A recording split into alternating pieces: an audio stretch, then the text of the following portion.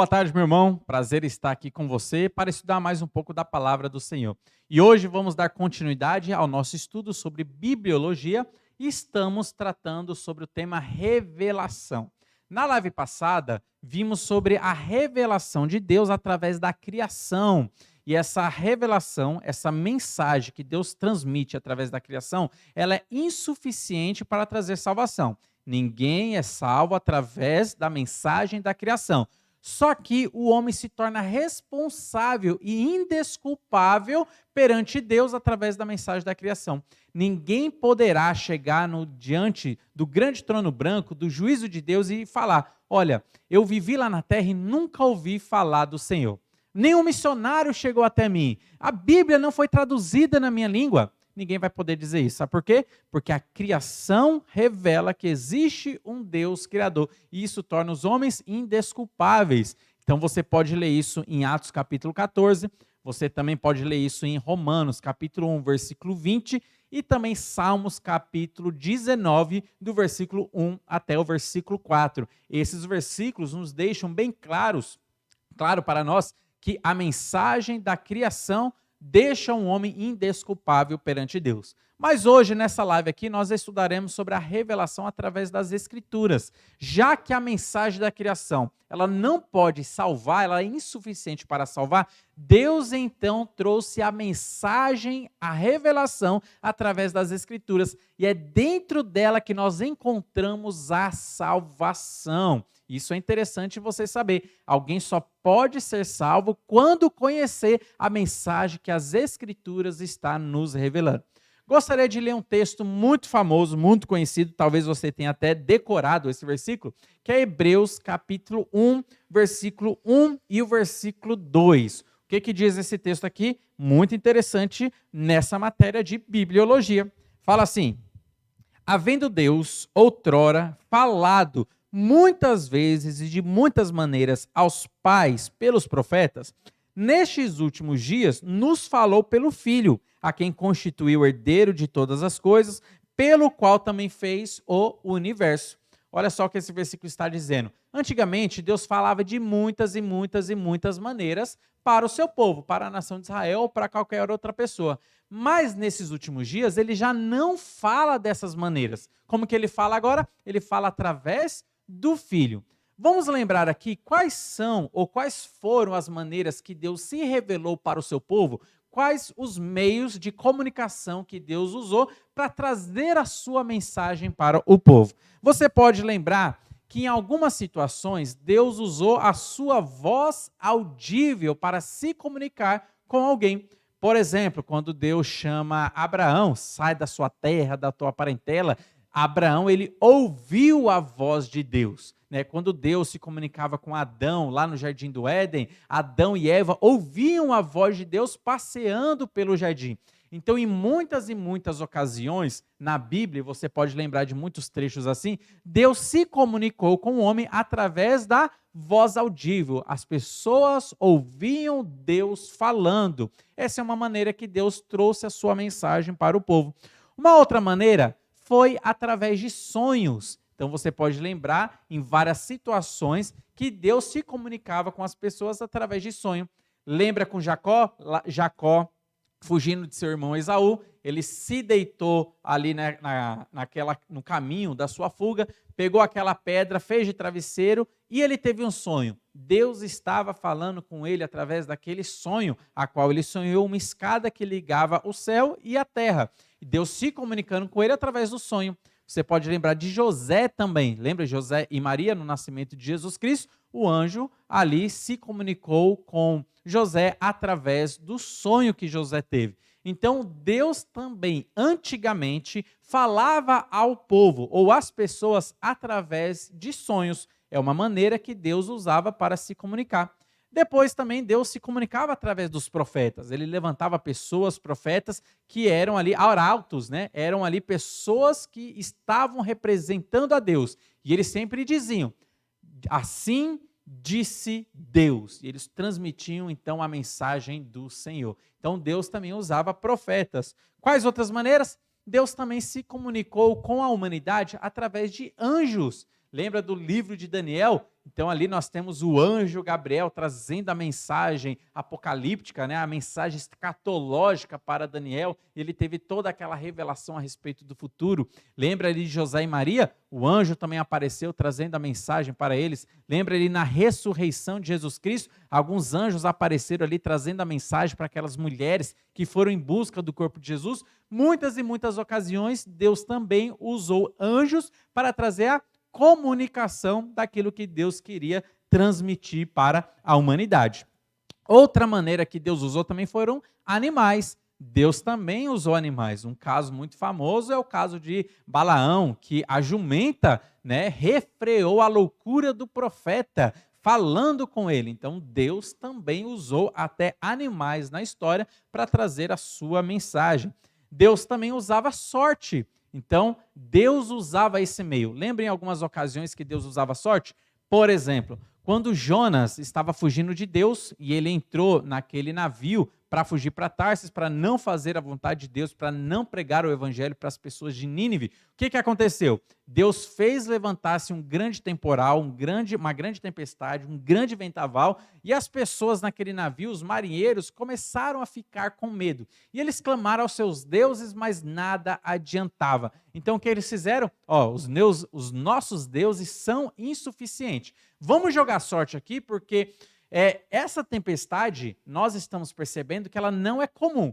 A causa dela é divina. Então, algum Deus poderoso, mais poderoso do que os nossos deuses, está causando essa tempestade. E eles então jogaram sorte. Não sei como que foi a sorte. Hoje, no nosso caso, a gente giraria a garrafa, né? E onde a garrafa apontasse, seria a direção indicada. Mas eles lançaram sorte ali. E a sorte caiu sobre Jonas. E eles foram, então, se comunicar com Jonas. O que foi que você fez? E Jonas revelou: eu sou servo do Deus vivo e eu desobedeci a Deus, mas se vocês me lançarem no mar, então essa tempestade vai acabar.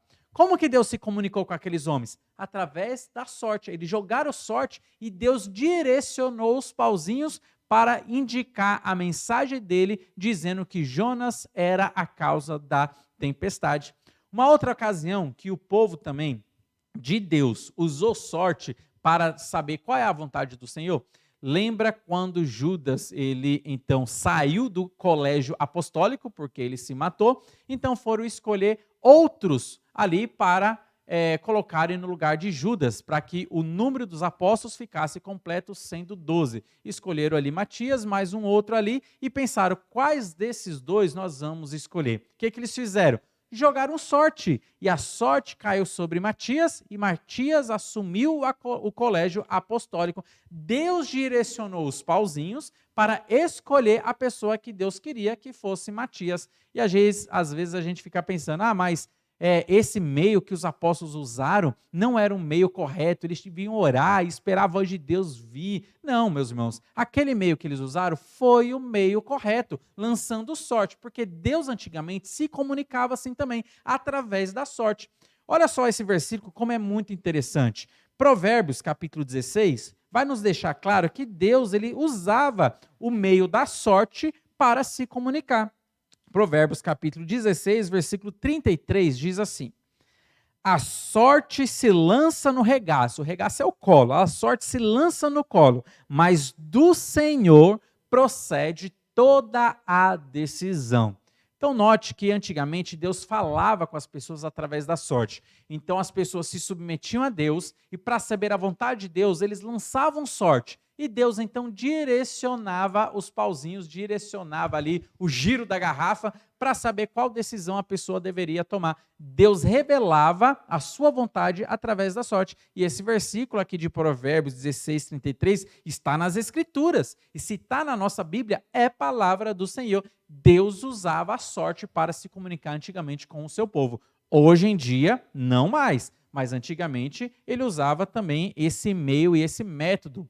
Uma outra maneira que Deus também usava para se comunicar com o seu povo era o Urim e o Tumim. O que é o Urim e o Tumim? Eram duas pedras especiais que existia na estola sacerdotal, que os sacerdotes tinham nas suas roupas. Então ficavam aqui nos seus ombros, né? O urim de um lado e o tumim de outro. Se você depois ler Esdras, capítulo 2, 63, você vai ver isso, que Deus falava através do urim e do tumim. Nós iremos ler esse versículo aqui. Então, como que era a roupa do sacerdote? Ele tinha aqui no peitoral 12 pedras, cada pedra representando uma das tribos da nação de Israel, sendo 12 tribos. Mas além das 12 pedras que eles tinham aqui no seu peitoral, existiam também ali 2 pedras especiais, o urim e o tumim, que ficavam nos seus ombros. E Deus se comunicava a sua vontade através do urim e do tumim. Olha só o que diz Esdras. Esdras capítulo 2. Aqui vai ficar um pouco mais claro para nós como que Deus também se comunicava através dessas pedras. Esdras, capítulo 2, eu lerei aqui o versículo 63.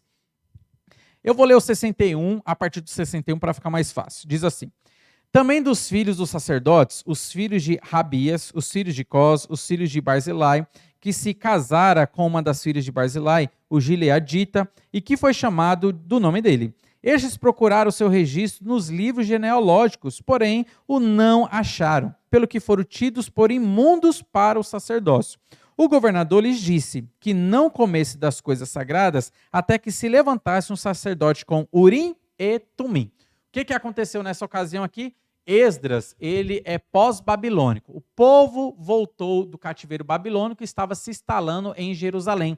Então eles estavam ali vendo as genealogias, porque somente os levitas poderiam trabalhar no sacerdócio e dentro do templo, já que o templo tinha sido construído, estava sendo construído.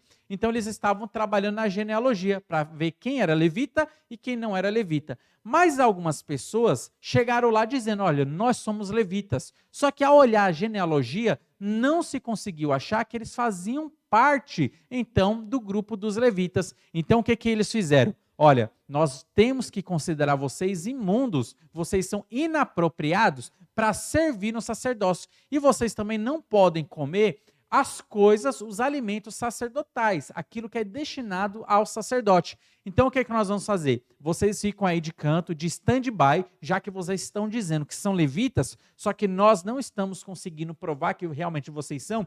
Para que a gente não erre, vamos fazer o seguinte: quando o sacerdote, o sumo sacerdote se levantar, e ele terá o urim e o tumim, ele vai trazer, então, a mensagem de Deus, se vocês podem fazer parte do sacerdócio ou se vocês não podem. Se vocês realmente são ali genuínos na sua genealogia levítica ou se vocês não são genuínos na sua genealogia levítica. Então, o sacerdote com urim e tumim trazia essa mensagem de Deus.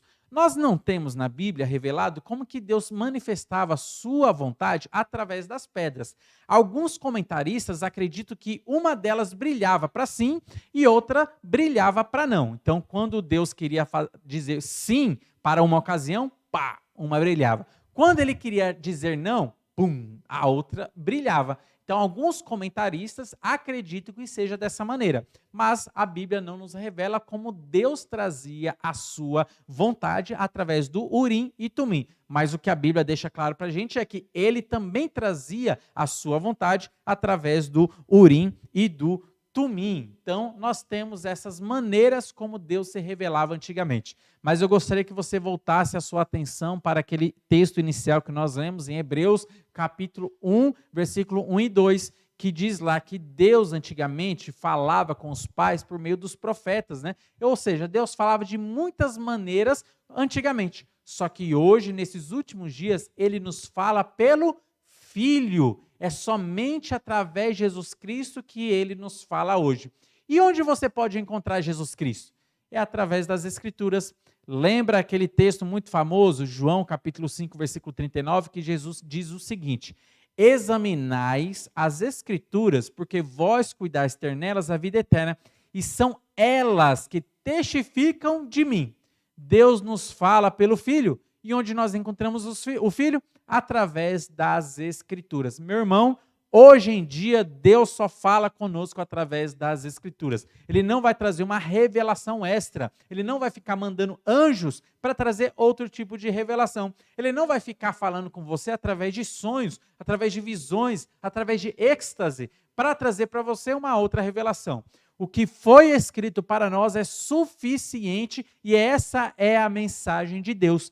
Tanto que em Gálatas, capítulo 1, versículo 8, Paulo até fala para os Gálatas, olha, se aparecer um anjo, ainda que apareça um anjo do céu trazendo um outro evangelho, que esse anjo seja amaldiçoado. Não aceite esse ser angelical, ainda que ele seja belo, brilhante, bonito, trazendo palavras bonitas. Não aceite, porque ele está trazendo coisas que vão além das Escrituras. Meu irmão, o nosso padrão é as Escrituras. Os nossos livros que nós temos é os livros de Gênesis a Apocalipse. E é somente aqui que Deus ele fala conosco. E é nessas Escrituras que nós encontramos a revelação para a salvação.